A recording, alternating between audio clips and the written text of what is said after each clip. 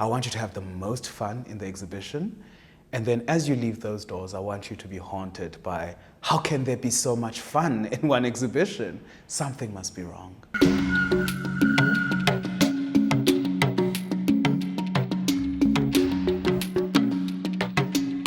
The work that everyone is about to see basically revolves around the practice of character making, creating characters to deal with certain issues, real traumatic issues.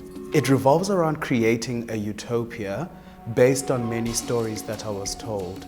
One important one was, I remember during the last days of apartheid, my parents would go to marches, or my sisters would go to marches, and I'd ask why, of course. And they would tell me about this place called Azania.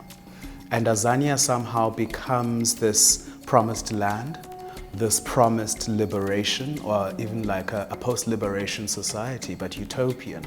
The mere mention of the word utopia for me, and it's something that I knew from the beginning of the series, is that it doesn't exist really.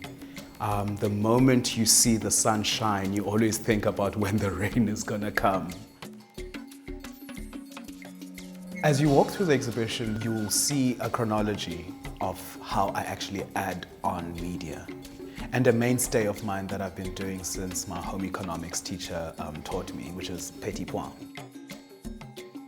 And then photography for me is creating these worlds whereby we can see a concrete vision of the world that I want.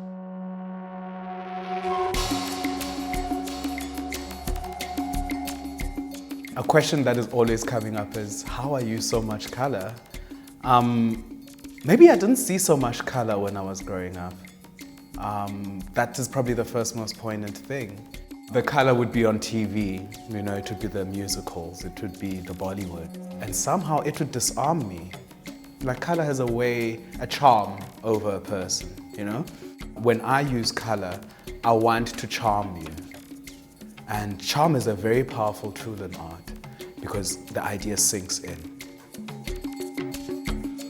So of gods, of the people, the men that we actually put in power, of rainbows, the promises that come with them, and the promises that we give ourselves sometimes and each other as society.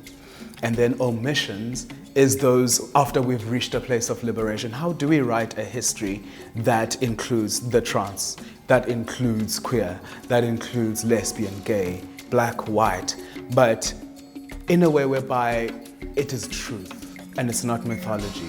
So I use mythology to highlight truth. I use utopia to highlight the lack of utopia. It's going to be the most compact story I have told through all my media. For the first time here in the UK, it's maximal. That's it. The excitement is in the burst of colors.